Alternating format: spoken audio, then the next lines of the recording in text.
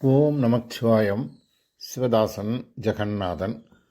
ஆன்மீக அன்பர்கள் அனைவருக்கும் எனக்கு இனிய வணக்கம். இன்னைக்கு நம்ம சிவராத்திரி, மகா சிவராத்திரி பற்றிய சில செய்திகளை பார்க்க நான் விழைகிறேன்.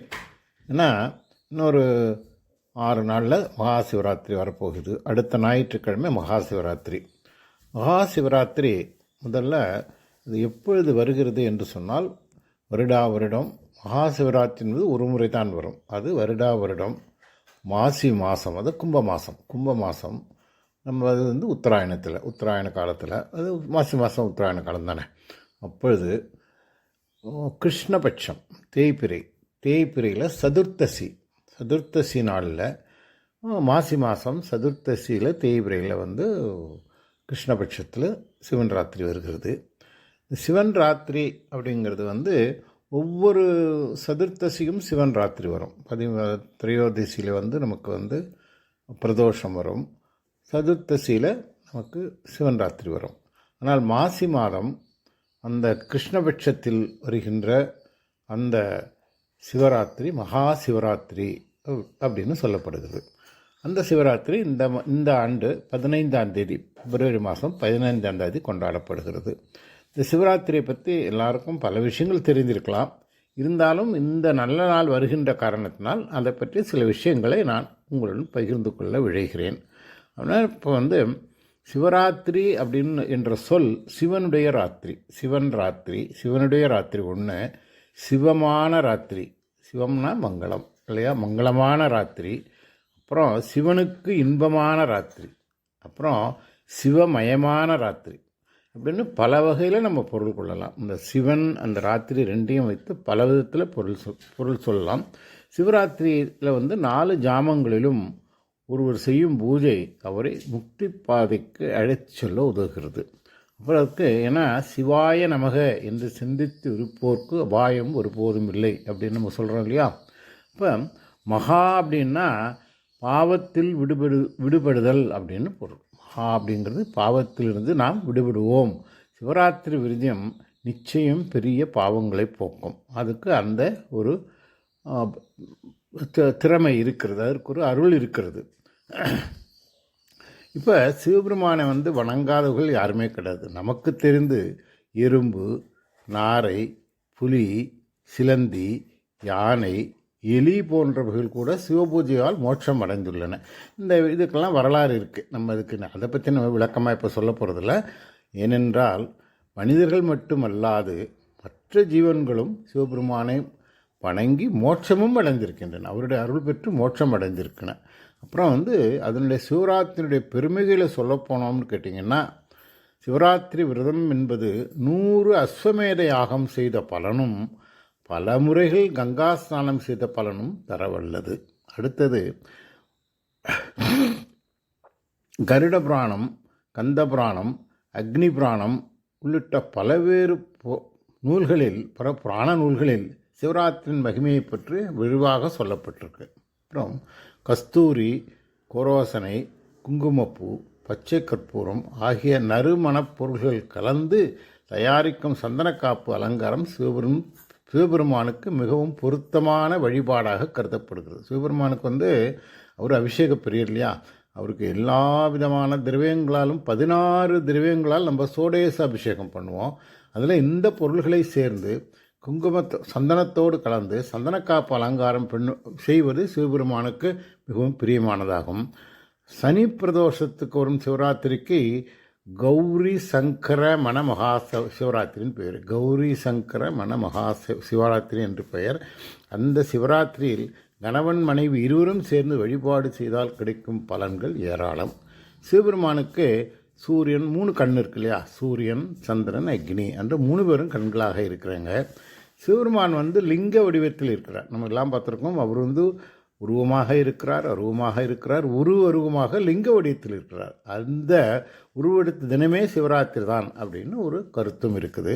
அப்புறம் சிவம் என்ற சொல்லுக்கு மங்களம் தருபவர் என்று பொருள். அது நம்ம எல்லாருக்கும் தெரியும். அப்போ எந்த அளவுக்கு ஒருவர் சிவசிவா என்று உச்சரிக்கிறாரோ அந்த அளவுக்கு அவர்கள் மங்களங்கள் பெருகி பேறு பெற்று நன்மை பெறுவார்.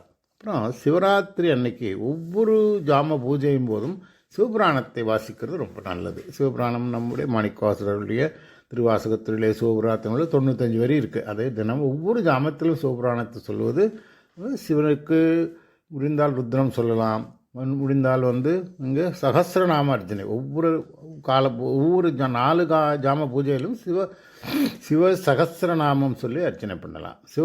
அது அப்புறம் அது இல்லாமல் சிவராத்திரியில் நம்முடைய திருமுறைகள், அதனால் திருமுறைகள் மிகவும் பிடிச்சோம். அதுவும் திருவாசகம் சிவபெருமானுக்கு மிகவும் பிடித்தமான ஒரு திருமுறை. அதை ஓதுவது மிகவும் சிறப்பானது. அப்புறம் சிவபெருமானை அவருக்கு எத்தனையோ நாமங்கள் இருக்குது. அவர் 8 நாமங்கள் ரொம்ப பிடிக்கும்னு சொல்லுவாங்க. அப்புறம் ஸ்ரீ பவாய நமக, ஸ்ரீ சர்வாய நமக, ஸ்ரீ பதுபதே நமக, ஸ்ரீ ருத்ராய நமக, ஸ்ரீ உக்ராய நமக, ஸ்ரீ மகாதேவாய நமக, ஸ்ரீ பீமாய நமக, ஸ்ரீ ஈசானாய நமக என்று இந்த 8 பேரையும் சொன்னோம்னா அவர் மிகவும் மகிழ்ச்சி அடைவார். அவருக்கு ஆயிரக்கணக்கான நாமங்கள் இருக்குது. ருத்ரத்திலேயே எத்தனையோ நாமங்கள்லாம் வருது இல்லையா? ஆனால் இந்த 8 நாமங்கள் அவருக்கு மிகவும் பிடித்ததாக சொல்லப்படுகிறது. அப்புறம் சிவராத்திரி அன்னைக்கு நம்ம கோயிலில் போய் அந்த பூஜையில் கலந்து கொள்வது மிகவும் அளவில்லாத பலன்களை தரும். அப்புறம் சிவராத்திரி அன்னைக்கு நம்ம சொன்ன மாதிரி சிவபுராணம், தேவாரம் மற்றும் திருமுறைகளை நாம் படிக்க வேண்டும். சிவராத்திரி தினத்து அன்னைக்கு நம்ம உடம்பில் உள்ள ஜீவாத்மா எழும்பி பரமாத்மாவோடு இணைவதற்கு முயற்சி செய்யும். எனவே ஒவ்வொரு மாதம் சிவராத்திரி தினத்தன்றும் ஈசனை வழிபடு மிகுந்த புண்ணியத்தை தரும். அது அந்த தினத்தன்னைக்கு நம்முடைய ஜீவாத்மா மூலாதாரத்திலேருந்து எழும்பி பரமாத்மாவை தேடுகின்ற முயற்சியில் ஈடுபடுது அப்படின்னு சொல்கிறாங்க. அன்றைக்கி பார்த்திங்கன்னா சிவராத்திரி அன்னைக்கு முதுகுத்தண்டு நேராக இருக்கணும். ஏன்னு கேட்டிங்கன்னா இது வளைஞ்சி இருந்துச்சுன்னா, ஏன்னா முதுகுத்தண்டு நம்ம ஜீவாத்மா அங்கே மூலாதாரத்தில் ஆரம்பிக்கணும். மூலாதாரம், சுவாதிஷ்டானம், மணிபூரகம்னு மேலே போகுது இல்லையா? அது சகஸ்ராரம்ங்கிறது உச்சியில் இருக்குது. அது அடைவதற்கு முதுகுத்தண்டு நேராக வளைஞ்சிருக்கக்கூடாது, நேராக இருக்கணும். அப்போ தான் அது ஸ்ட்ரைட்டாக மேலே போகும். அப்படிங்கிற காரணத்தினால்தான் சிவராத்திரி அன்னைக்கு தரையிலே முதுகுப்படும்படி படுக்கக்கூடாது. அதனால தான் சிவராத்திரி முழுவதும் விழித்திருக்க வேண்டும் அப்படிங்கிறதுக்கு இதுவும் ஒரு கருத்தாக சொல்லப்படுகிறது. சிவராத்திரி பூஜை மாலையில் சூரியன் மறைந்தது 6 மணிக்கு சூரியன் மறைந்ததிலிருந்து மறுநாள் காலை சூரியன் உதிக்கும். உதிப்பது வரையும் அந்த 4 காலங்களிலும் அந்த பூஜை கொண்டாடப்படும். அதை நாம் சிவராத்திரி பூஜையை அனுஷ்டிக்க வேணும். சிவராத்திரி தினத்தன்று விடிய விடிய கண் இழுக்க எல்லாரும் முடியுமான்னு சொல்ல முடியாது. சில பேரில் முடியாது. அப்படிப்பட்டவர்கள் இரவு 11:30 மணியிலிருந்து நள்ளிரவு 1 மணி வரைக்குமாவது கண் விழித்து தரிசனம் செய்வது நல்லது. அது ஏன்னா எல்லாராலையும் ஹோல் நைட்டு கண்ணு முழிக்க முடியாதுங்கிறதுனால இப்படி செய்வது நல்லது. அப்புறம் சிவராத்திரி தினத்தன்று தியாகராஜர் என்ற பெயரில் ஈசன் வீற்றிருக்கும் தலங்களில் தரிசனம் செய்தால் பாவங்களிலிருந்து விடுபடலாம். தியாகராஜன் திருவாரூரில் இருக்கார். அது மாதிரி நிறைய ஊரில் தியாகராஜர்னு பேரில் இருக்கார். அந்த தலங்களுக்கு சிறப்புடையது அப்படின்னு சொல்கிறாங்க. சிவராத்திரிக்கு மிகப்பெரிய துதிகள் பிராண பாடல்கள் பாடணும். அதில் கட்டாயம் திருவாசகம் பாடணும், திருமுறைகளை பாடணும். அப்படின்னு நம்ம ஒரு வழிபாடு இருக்குருந்தா கூட அதை பாடணும் அப்படிங்கிறது மிகப்பெரிய கட்டாயம் இல்லை. ஆனால் பாடுறது ரொம்ப சிறந்தது. சப்போஸ் அதை பாட முடியாதவங்க ஓம் நமச்சிவாய அப்படின்னு இந்த பஞ்சாட்சர மந்திரத்தை வாயால் சொன்னாலும் சரி, மனதுக்குள்ளே நினைத்து கொண்டிருந்தாலும் சரிவே அதுவே போதும்னு சொல்கிறாங்க. ஏன்னா திருமூலர் சொல்லியிருக்கார் இல்லையா, யாவர்க்குமாம் இறைவருக்கு ஒரு பச்சிலை அப்படின்னு சொல்லியிருக்காரு. ஒரு பச்சிலையை கிள்ளி போட்டாலே இறைவனுடைய ஒரு வில்வத்தை எடுத்து சிவனுடைய பாதத்திலே போட்டு ஓம் நமச்சிவாய ஈஸ்வரான்னு சொன்னாலும் அதுவே பெரிய துதின்றார். அதனால் சிவராத்திரி அன்னைக்கு உங்கள் வேதங்கள் சொல்லலாம், மந்திரங்கள் சொல்லலாம், ஸ்லோகங்கள் சொல்லலாம், திருமுறைகள் சொல்லலாம், திருவாசகம் சொல்லலாம். இதெல்லாம் சொல்ல முடியாதவர்கள் ஓம் நமச்சிவாயன்னு ஒரு வார்த்தை சொன்னாலே போதும். ஏன்னா அந்த நாள் அவ்வளவு உன்னதமான நாள் அப்படின்னு அதை சொல்கிறாங்க. அப்போ சிவராத்திரியும் அதன் பலன்களையும் எல்லாம் நிறைய புராணங்களில் அதை பற்றி விவரமாக நம்ம சொல்லியிருக்காங்க. இதில் இந்த 4 காலை பூஜை விசேஷ பூஜைகளிலும் 4 கால பூஜைகளிலும் ஈடுபடுவது மிகவும் சிறப்பானது. முடியாதவர்கள் விடியற்காலையில் நடக்கப் போகிறது 4ஆம் கால பூஜை. அதில் மட்டும் கலந்து கொண்டால் கூட எண்ணற்ற நல்ல பலன்களை பெற முடியும் அப்படிங்கிறது புராணத்தில் நிறையா சொல்கிறாங்க. சிவராத்திரி பூஜை கோயிலில் எல்லா கோயில்களிலும் சிவன் கோயிலும் சிறப்பாக செய்வாங்க. அது இல்லாமல் முடிந்தவர்கள் நம்முடைய வீட்டிலேயே சிவ பூஜை செய்யலாம். சிவராத்திரி பூஜை நம்ம வீட்டிலேயே செய்யலாம். அப்போ சிவபெருமான் படத்துக்கு பிச்சிப்பூ, செண்பகப்பூ, தாமரைப்பூ இதற்கொண்டு வழிபடலாம். வில்வம் தவறாமல் வேண்டும். சிவராத்திரி பூஜைக்கு சிவராத்திரி பூஜை பெருமையே சிவபெருமானுக்கு வில்வம் சாத்துவது தான். இந்த கதை உங்களுக்கு தெரியும் இல்லையா? ஒரு வேடன் வந்து தன்னை எறியாமல் ஒரு மரத்தில் இருந்து வில்வ மரத்தில் இருந்து மலைகளை பிரித்து போட்டு கையில் இருந்த இந்த குடுகையிலிருந்து தண்ணி கீழே சுட்ட சிவபெருமானுக்கு வில்வம் போட்டு அபிஷேகம் பண்ணதாக அந்த கீழே இருந்த சிவலிங்கத்தின் மேல் விழுந்தனால் அவனுக்கு மோட்சம் கிடைத்தது. அதனால் சிவராத்திரி அன்னைக்கு கட்டாயம் வில்வத்தால் சிவபெருமானை அர்ச்சிக்க வேண்டும், அவருக்கு வில்வம் சூட்ட வேண்டும். அப்புறம் மாதுளைப்பழ நைவேத்தியம் சிவராத்திரி அன்னைக்கு படைப்பது மிகவும் சிறப்பு உடையதாக கருவப்படுகிறது. இதுக்கு வந்து அசுவமேத யாகம் செய்த புண்ணியம் கிடைக்குன்னு சொல்கிறாங்க. மாதுளம்பழத்தில் அவ்வளோ சிறப்பு இருக்குது. அப்புறம் இதில் வந்து நம்ம மனிதர்கள் மட்டுமல்ல, தேவர்கள் மட்டுமல்ல, கடவுள்களும் சிவராத்திரி விரதம் இருந்ததனால் பெற்ற பெருமையை என்ன சொல்லுவான்னா, மகாவிஷ்ணு சக்கராயுதத்தின் லக்ஷ்மியையும் பிரம்மா சத்தியத்தையும் பெற்றதாக புராணங்கள் கூறுகின்றன. அதாவது மகாவிஷ்ணுவுக்கு வந்து சக்கராயுதம் அது கிடைச்சதும் சிவபெருமான் தான் கொடுத்தாரு. மகாலட்சுமி வந்து சமுத்திர மந்தனத்தில் திருப்பால்கடலை கடையும் போது கிடைச்சாங்க. இதுவெல்லாம் அவர் சிவராத்திரி விரதம் இருந்ததுனால கிடைச்சதுங்கிறாங்க. அதே மாதிரி பிரம்மாவுக்கு துணைவியாக சரஸ்வதி கிடைத்ததும் இந்த சிவராத்திரி விரதத்தினால் கிடைத்ததாக சில புராண செய்திகள் கூறுகின்றன. எதுக்கு சொல்கிறான்னு கேட்டிங்கன்னா, கடவுள்களே உயர்ந்த கடவுள், பிரம்மாவும் விஷ்ணுவும் உயர்ந்த கடவுள், உயர்ந்த கடவுள்களான அவர்களுமே சிவராத்திரி விரதம் இருந்ததனால் அவருக்கு வந்து மகாவிஷ்ணுவுக்கு சரஸ்வதியும் சக்கராதியும் இல்லாமல் அவர் பார்க்க முடியுமா? அவருடைய பெருமையே ரெண்டு தான். அதே மாதிரி பிரம்மாவுக்கு பெருமையே சரஸ்வதி தான். அது பெற்றது சிவராத்திரி விரதத்தினால் அவருக்கு கிடைத்தது அப்படின்னு சொல்கிறாங்க. அப்புறம் இந்த சிவராத்திரி விரதத்தில் இருந்தான்னாக்கா அன்பு இல்லாதவர்களுக்கு கூட ஈஸ்வரன் கிடைக்குங்கிறாங்க. அந்த விரதம் இருந்தனா, ஏன்னா உலகத்தில் அன்பு இல்லாத ஜீவன்கள் இருக்க முடியாது.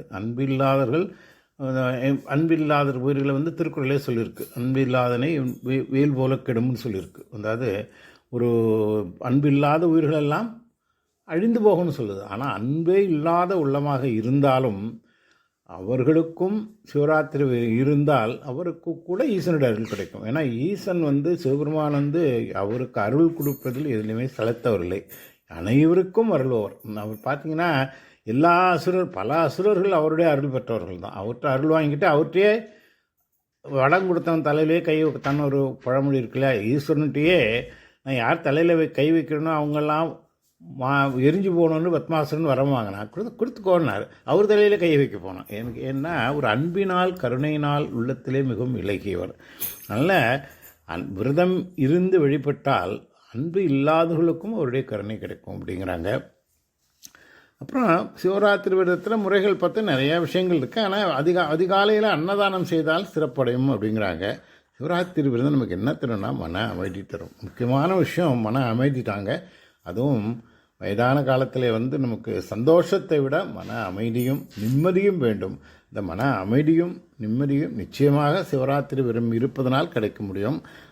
இப்போ எல்லாம் சரி, நம்ம வீட்டில் பூஜை பண்ண முடியல, கோயிலுக்கு போல முடியல சிவராத்திரி அன்னைக்கு ஏதோ பல காரணங்கள் எல்லாம் சொன்னால், சிவ பூஜைக்கு தேவையான பொருள்களை, அந்த 4 கால பூஜைக்கு தேவையான பொருள் இருக்கு இல்லையா, அதை வந்து கோயிலுக்கு வாங்கி கொடுக்கலாம். இல்லை நம்முடைய நண்பர்களோ உறவினர்களோ தெரிஞ்சவர்களோ அவங்க வீட்டில் சிவராத்திரி பூஜை பண்ணாங்கன்னா அவர்களுக்கு நம்மளே முடிந்த பொருள்களை வாங்கிக்கலாம். வில்லம் வாங்கி கொடுக்கலாம், மாதுளை வாங்கி கொடுக்கலாம், பிச்சுப்பூ வாங்கி கொடுக்கலாம், தாமரைப்பூ வாங்கி கொடுக்கலாம், இதெல்லாம் தேவையானது, விபூதி வாங்கி கொடுக்கலாம், எது வேணால் வாங்கி கொடுக்கலாம். அப்புறம் சரி இதுவும் முடியல அப்படின்னு சொன்னால், சிவராத்திரி அன்னைக்கு கோயிலுக்கும் போக முடியல, வீட்லேயும் பூஜை பண்ண வசதி இல்லை, மற்றவங்களுக்கும் செய்யறதுக்கும் முடியலன்னு சொன்னால், அந்த இறைவில் சிவபெருமானை மனதிலே அபிஷேகம் பண்ணலாம். அங்கே வந்து அவர் வந்து நீங்கள் வந்து சிவபெருமான் நம்ம தெரியும், சிவபெருமான் வந்து ஒரு நிலைத்த சக்தியாக ஒரு சூட்சமமாக இருப்பவர் இல்லையா. அவர் வந்து ஸ்தூலமாக இருப்பவர் கிடையாது. அப்போ சூட்சமமாக இருக்கிற ஒரு சக்திக்கு, அது அருவமாக இருக்கிறவருக்கு நம்ம இந்த அபிஷேகங்கள் ஆராதனைகள் எல்லாம் பண்ண முடியாது இல்லையா. ஸ்தூலமாக இருந்தால்தான் பண்ண முடியும். இப்படிப்பட்ட சூட்சமமாக இருக்கிற நிர்குணஸ்வரூபியாக இருக்கிற சிவபெருமானுக்கு மனதினாலேயே அபிஷேகம், மனதிலேயே அலங்காரம், மனதிலே ஆராதனை, மனதிலே அத்தனை செயல்பாடுகளையும் நம் மனதாலேயே செய்யலாம். மனதிலே அபிஷேகம் பண்ணி அது வந்து சிவ பூஜையிலே கலந்து கொள்வதற்கும் 4 கால பூஜை செய்வதற்கும் அது ஈக்குவலானது. ஆனால் அந்த மனதிலே செய்கின்ற அந்த பூஜை, அந்த அபிஷேகம், அந்த ஆராதனை அது ஆத்மார்த்தமாக இருக்க வேண்டும். அதில் சும்மா பேருக்கு நம்ம நினைக்கிறேனே கொடுக்கல, அதை உள்ளத்தை சிவனுடைய பாதத்திலே நிறுத்தி, இந்த நமச்சிவாய மந்திரத்தை உள்ளத்திலே நிறுத்தி, அதை வாயால் நமச்சிவாயம் என்று உள்ளன்போடு சொன்னால் அது இந்த சிவ பூஜை 4 கால பூஜை செய்ததுக்கு ஈக்குவல் ஆகும் அப்படின்னு சொல்லுவாங்க. அதனால் அது அப்புறம் இது எப்படி பூஜை பண்ணுறதுக்கு நிறையா வழி சொல்கிறாங்க. கலசம் வச்சு பூஜை பண்ணலாம், லிங்கம் வச்சு பூஜை பண்ணலாம்.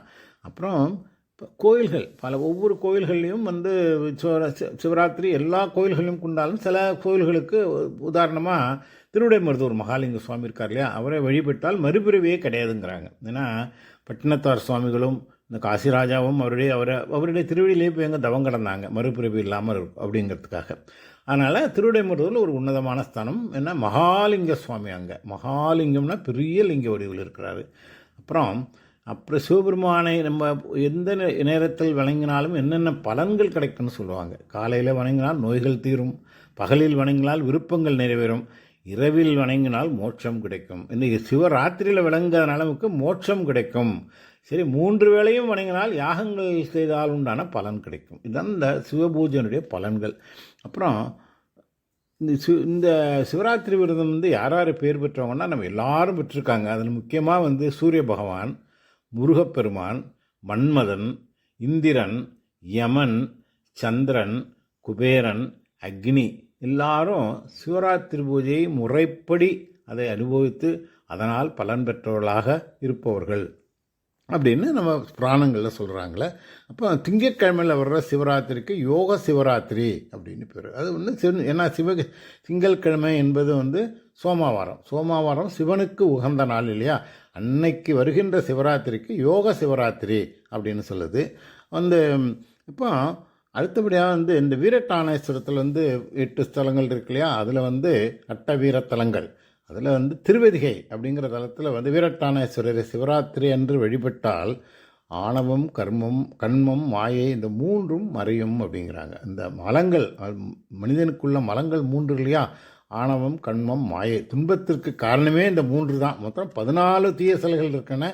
ஆணவம், கண்மம், மாயை, அப்புறம் கண்டு, கேட்டு, உண்டு, உற்று, உயிர் தின்று 5 புலன்கள், அப்புறம் காம, குரோத, லோப, மோக, மதம், ஆச்சரியம். இந்த 14 தீய குணங்களிலே இந்த ஆணவம், கண்மம், மாயை தான் 3 பிரைமரி பேட் ஹேபிட். இந்த தீய குணங்கள் 3ம் திருவதிகையிலே போய் சிவராத்திரி பூஜையிலே கலந்து கொண்டு அன்னைக்கு வழிபட்டால் அது போகும் அப்படிங்கிறாங்க. ஒவ்வொரு ஊர்லேயும் சிவபெருமானை அந்த சிவராத்திரியிலே வழிபடும்போது அதற்கு உள்ள ஒரு பலன்கள் கிடைக்கும். பண்டரிபுரத்தில் பாண்டுரங்கன், அவர் சங்கரநாராயணன் வடிவம் என்பார்கள். பாண்டுரங்கன் தலையில் கிரீடத்துக்கு பதிலாக லிங்கமே இடிபட்டு இருக்கிறது. சிவராத்திரி தினத்தன்று பாண்டுரங்கனுக்கு நைவேத்தியம் பண்ணுறது இல்லையா, அன்னைக்கு அவருக்கு அவரும் சிவராத்திரி விரதமாக இருக்கிறார். பாண்டுரங்கன் அவர் வடிவம் மகாவிஷ்ணு வடிவம். அவரும் பண்டரிபுரத்திலே சிவராத்திரி அன்றைக்கு நைவேத்தியம் கிடையாது, அவரும் விரதமாக இருந்து சிவனை தொழுவார் அப்படின்னு அந்த பெருமையை சொல்லுவாங்க.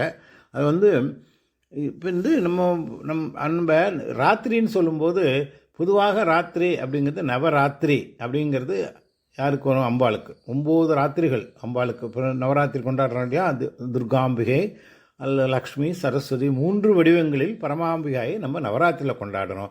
சிவராத்திரி என்பது ஒரே ஒரு ராத்திரி சிவபெருமானுக்கு. ஆனால் அந்த நவராத்திரியில் நான் இரவு முழுவதும் பூஜை பண்ணுறதில்ல, ஏதோ ஒரு 1.5 மணி நேரம் 2 மணி நேரம் பண்ணுவோம். ஆனால் நவராத்திரி சிவன் ராத்திரியிலே இரவு முழுதும் விழித்திருந்து பூஜை பண்ணுறாங்க. புரியுதா உங்களுக்கு? அப்போ